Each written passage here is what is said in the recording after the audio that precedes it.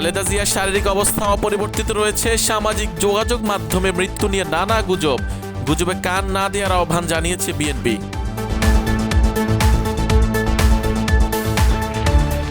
খালেদা জিয়ার সুস্থতা কামনা করায় নরেন্দ্র মোদীকে বিশেষ ধন্যবাদ জানালো বিএনপি। মোদীকে ধন্যবাদ দিয়ে আলোচনা সমালোচনা শিকার বিএনপি।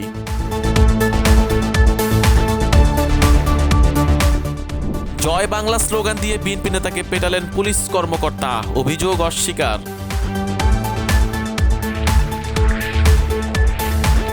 ইংল্যান্ডের নাগরিকত্ব ছেড়ে দেশে এসে নির্বাচন করে প্রধানমন্ত্রী না হতে পারলে 2 কুলি হারাবেন তারেক রহমানকে উদ্দেশ্য করে এমন মন্তব্য এটিএম আজহারুল ইসলাম।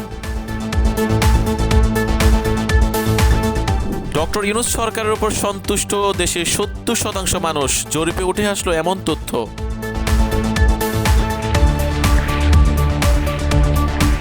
হাসপাতালে মৃত্যুর মুখোমুখি দাঁড়িয়ে আছে বেগম খালেদা জিয়া।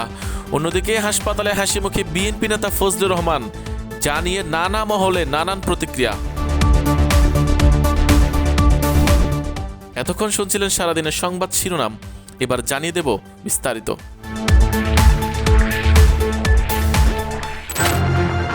সামাজিক যোগাযোগ মাধ্যম থেকে শুরু করে নানা মহলে বলা হচ্ছে বেগম খালেদা জিয়া নাকি মারা গেছেন। এরপর থেকেই বিএনপি সিনিয়র নেতাদের মধ্যে নানা আতঙ্ক, নানা উদ্বেগ তৈরি হয়েছে।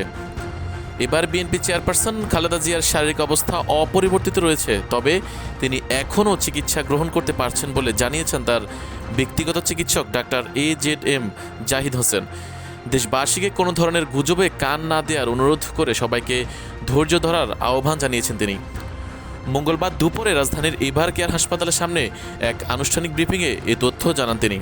ডাক্তার জাহিদ বলেন, আমরা আশা করছি এই যাত্রায় সবার দোয়ায় খালেদা জিয়া সুস্থ হয়ে ফিরে আসবেন। বিএনপির ভারপ্রাপ্ত চেয়ারম্যান তারেক রহমান সার্বক্ষণিক তার চিকিৎসার তদারকি করছেন।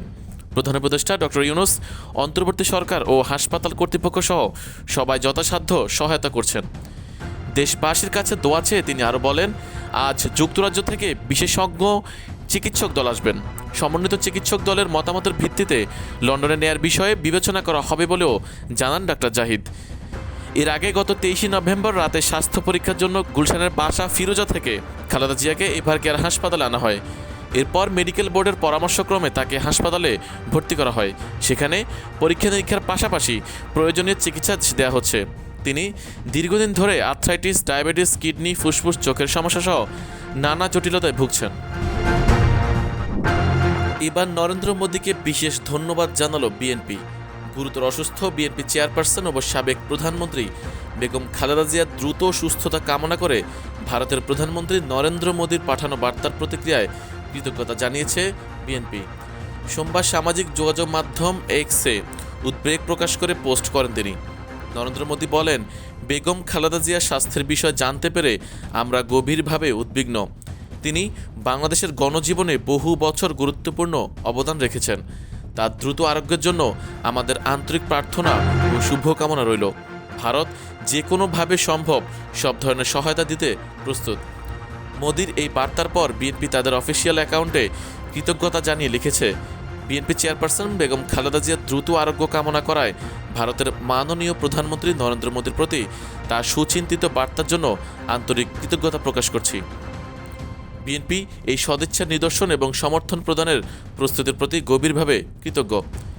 80 বছর বয়সী খালেদা জিয়া 23 নভেম্বর থেকে ঢাকার এভার কেয়ার হাসপাতালে ভর্তি আছেন। শুরুতে ফুসফুসের সংক্রমণ নিয়ে ভর্তির পর তার শারীরিক জটিলতা বাড়তে থাকে। পরে তাকে করোনারি কেয়ার ইউনিট CCUতে নেওয়া হয় এবং জীবন রক্ষাকারী ব্যবস্থা ভেন্টিলেশন দেওয়া হয়। বিদেশি বিশেষজ্ঞ সহ একটি মেডিকেল টিম সার্বক্ষণিক তত্ত্বাবধান করছে।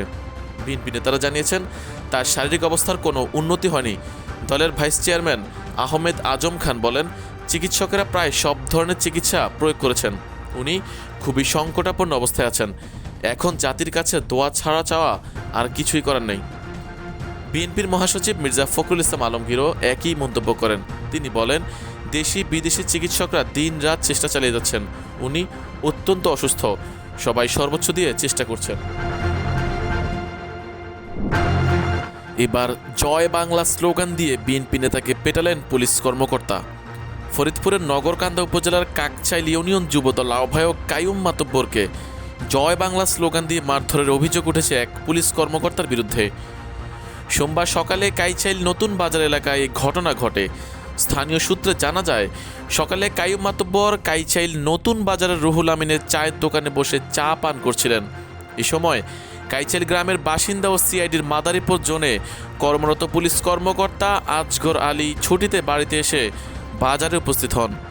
অভিযোগ রয়েছে, তিনি সেখানে এসে হঠাৎ উচ্চ স্বরে জয় বাংলা স্লোগান দিতে থাকেন। কাইয়ুম মাতব্বর তাকে এভাবে স্লোগান না দিতে অনুরোধ করলে আজগর আলী ও তার সহযোগীরা কাইয়ুমের ওপর চড়াও হয়ে মারধর করেন। আহত যুবদল নেতা কাইয়ুম মাতব্বর বলেন, আমি চায়ের দোকানে বসেছিলাম, হঠাৎ আজগর ও তার সহযোগীরা এসে স্লোগান দেয়। আমি নিষেধ করলে তারা আমাকে এলো পাতারে পিটিয়ে আহত করে। বর্তমানে আমি উপজেলা স্বাস্থ্য কমপ্লেক্সে চিকিৎসাধীন। অভিযুক্ত পুলিশ কর্মকর্তা আজগর আলী অভিযোগ অস্বীকার করে বলেন, আমি ছুটিতে বাড়িতে এসেছিলাম। সকালে বাজারে গিয়ে দেখি দুই পক্ষের মধ্যে তর্ক বিতর্ক চলছে। আমি উপস্থিত হয়ে সবাইকে চুপ থাকতে বলি। পরে বাড়িতে এসে শুনি আমি তাদের মেরেছি। এটি সম্পূর্ণ মিথ্যে ও উদ্দেশ্য প্রণোদিত। নগরকান্দা থানার ভারপ্রাপ্ত কর্মকর্তা রেজাউল করিম বলেন, লিখিত অভিযোগ পেলে বিষয়টি নিয়ে প্রয়োজনীয় আইনগত ব্যবস্থা নেওয়া হবে। ইংল্যান্ডের নাগরিকত্ব ছেড়ে প্রধানমন্ত্রী না হতে পারলে দুই কুলি হারাবেন। এবার তারেক রহমানকে উদ্দেশ্য করে এমনটাই মন্তব্য করেছেন জামায়াতের নায়েবে আমির এটিএম আজহারুল ইসলাম। জামায়াতের নায়েবে আমির এটিএম আজহারুল ইসলাম বলেছেন, যারা 18 কোটি মানুষকে দেশে ফেলে রেখে বিদেশে অবস্থান করে তারা দেশপ্রেমিক হতে পারে না। জামায়াত ইসলামীর নেতারা বিদেশ থেকে এসে ফাঁসির মঞ্চে চড়েছেন। তারা দেশ ছেড়ে পালিয়ে যাননি। অনেক নেতা বিদেশ থেকে দেশে আসার সাহস পাচ্ছে না। ইংল্যান্ডের নাগরিকত্ব ছেড়ে যদি প্রধানমন্ত্রী না হতে পারেন, দুই কুলি হারাবেন। মঙ্গলবার সকালে ফরিদপুরের সদরপুর ভাসানচর ইউনিয়নের আমিরাবাদ গ্রামে শহীদ আব্দুল কাদের মোল্লার বাসভবনে সদরপুর উপজেলা জামায়াতের গণসমাবেশে প্রধান অতিথির বক্তব্যে তিনি এসব কথা বলেন। এটিএম আজহারুল ইসলাম বলেন, জামায়াত দেশ পরিচালনার সুযোগ পেলে সর্বপ্রথম দেশ থেকে দুর্নীতি মুক্ত করবে। এই দেশটা গরিব দেশ নয়, সম্পদশালী দেশ। আমাদের দেশে সম্পদের অভাব নেই, অভাব রয়েছে চরিত্রবান নেতার। সে কারণে দেশ থেকে হাজার হাজার কোটি টাকা পাচার করা হয়েছে। জামায়াতের নায়েবে আমির একটি রাজনৈতিক দলকে সমালোচনা করে বলেন, আমাদের বিরুদ্ধে অভিযোগ করা হয় আমরা অমুসলিমদের মুসলমান বানাবো। আপনারা দেখেছেন আওয়ামী লীগের আমলে মন্দিরে হামলা করে জামায়াত শিবিরকে দায়ী করা হয়েছে, অথচ গত 2 বছরে জামায়াত শিবিরের কর্মীরা মন্দির পাহারা দিয়েছে। সারা দেশে দাঁড়িপাল্লা জোয়ার উঠেছে। এ জোয়ারে ভীত হয়ে আমাদের ওপর হামলা করার চেষ্টা করছে। যুবকরা ভোট কেন্দ্রে পাহারা দেবেন। যারা আক্রমণ করতে আসবে তাদের যেমন 2 হাত আছে, আমাদেরও তেমনি 2 হাতই আছে। আমরা প্রতিহত করব। 5ই আগস্টের পর থেকে যখন অন্তর্বর্তীকালীন সরকার গঠন করা হয়, এরপর থেকেই অন্তর্বর্তীকালীন সরকার নিয়ে দেশের নানা আলোচনা, নানা সমালোচনা হচ্ছে। কেউ কেউ বলছে অন্তর্বর্তীকালীন সরকার দেশকে বিপর্যয়ে ফেলে দিচ্ছে, আবার কেউ কেউ বলছে অন্তর্বর্তী সরকার বাংলাদেশের সবচেয়ে ভালো সরকার। এবার প্রধান উপদেষ্টা ডক্টর মোহাম্মদ ইউনূস এবং অন্তর্বর্তী সরকারের প্রতি বাংলাদেশের মানুষ ব্যাপক আস্থা প্রকাশ করেছেন। ইন্টারন্যাশনাল রিপাবলিকান ইনস্টিটিউটের দেশব্যাপী পরিচালিত এক জরিপে উঠে এসেছে এমন চিত্র। IRI এর centre for insights in survey রিসার্চের পরিচালিত এই জরিপে অংশগ্রহণকারীদের 69% বলছেন ডক্টর ইউনূস ভালো কাজ করেছেন, আর 70% জানিয়েছেন তারা অন্তর্বর্তী সরকারের কর্মকাণ্ডে সন্তুষ্ট। IRI এশিয়া প্যাসিফিক অঞ্চলের সিনিয়র পরিচালক জোহান্না কাউ বলেন, স্পষ্টভাবে বোঝা যাচ্ছে ডক্টর ইউনূসের নেতৃত্বে মানুষ অগ্রগতির সম্ভাবনা দেখছেন। তার এবং অন্তর্বর্তী সরকারের প্রতি জনগণের এই আস্থা, স্থিতিশীলতা, জবাবদিহিতা ও সংস্কারের ব্যাপক প্রত্যাশা তুলে ধরে। জরিপে দেখা যায় আসন্ন জাতীয় নির্বাচন নিয়ে ভোটারদের আগ্রহ অনেক। ভোট দিতে খুবই আগ্রহী বলে জানিয়েছে 66% ভোটার, আর 23% কিছুটা আগ্রহী বলে জানিয়েছেন। এছাড়াও নির্বাচন অবাধ ও সুষ্ঠু হবে বলে বিশ্বাস করেন জরিপে অংশ নেওয়া 80% লোক। কাউ আরও বলেন, বাংলাদেশিদের এই উৎসাহ উদ্দীপনা প্রমাণ করে সংস্কার প্রক্রিয়া ধরে রাখা এবং নির্বাচনকে বিশ্বাসযোগ্য ও শান্তিপূর্ণ করা অত্যন্ত গুরুত্বপূর্ণ। IRI নিয়মিতভাবে বাংলাদেশের জনমত জরিপ পরিচালনা করে। নীতিমালা, রাজনীতি ও শাসন ব্যবস্থা সম্পর্কে জনগণের দৃষ্টিভঙ্গি বোঝার জন্য সংস্থাটি থেকে এই জরিপ করা হয়।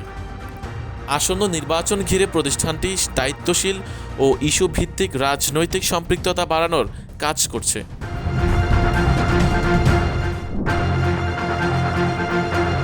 হাসপাতালে মৃত্যুর মুখোমুখি দাঁড়িয়ে আছে বেগম খালেদা জিয়া। অন্যদিকে হাসপাতালে হাসি মুখে বিএনপি নেতা ফজলুর রহমান। খালেদা জিয়ার এমন সংকটাপন্ন অবস্থায় হাসপাতালে হাসি মুখে দেখতে পাওয়া যায় বিএনপি নেতা ফজলুর রহমানকে, যা নিয়ে সামাজিক যোগাযোগ মাধ্যমে নানা প্রতিক্রিয়া তৈরি হয়েছে। রাজধানীর এভার কেয়ার হাসপাতালে চিকিৎসাধীন রয়েছেন বিএনপি চেয়ারপারসন ও সাবেক 3 বারের প্রধানমন্ত্রী বেগম খালেদা জিয়া। সোমবার রাতের দিকে তাকে দেখতে যান তার উপদেষ্টা অ্যাডভোকেট ফজলুর রহমান। সামাজিক যোগাযোগ মাধ্যমে ভাইরাল হওয়া একটি ভিডিওতে দেখা যায় হাসপাতাল থেকে বের হওয়ার সময় ফজলুর রহমান মুখে হাসি নিয়ে বের হচ্ছেন। এই ভিডিও ছড়িয়ে পড়ার পর নেটিজেনদের মধ্যে ব্যাপক আলোচনা সমালোচনা সৃষ্টি হয়, তবে হাসির কারণ স্পষ্ট নয়। ভিডিওর পর ফজলুর রহমান সাংবাদিকদের জানান, আল্লাহ রহমতে ম্যাডাম সেরে উঠবেন বলেই আমরা আশা করি। 18 কোটি মানুষের দোয়ায় তিনি সুস্থ হবেন। আল্লাহ যেন তাকে স্বাস্থ্যবান ও দীর্ঘায়ু দেন এবং আমাদের জীবনের বরকত থেকে ভাগ করে তিনি তার পক্ষে নেন, আমরা এটাই কামনা করি। স্বাস্থ্য পরীক্ষার জন্য 23 নভেম্বর এভার কেয়ারে ভর্তি করা হয় খালেদা জিয়াকে। অবস্থার অবনতি হলে দেশি বিদেশি চিকিৎসকদের সমন্বয়ে মেডিকেল বোর্ডের তত্ত্বাবধানে বর্তমানে চিকিৎসারত আছেন 3 বারের সাবেক প্রধানমন্ত্রী।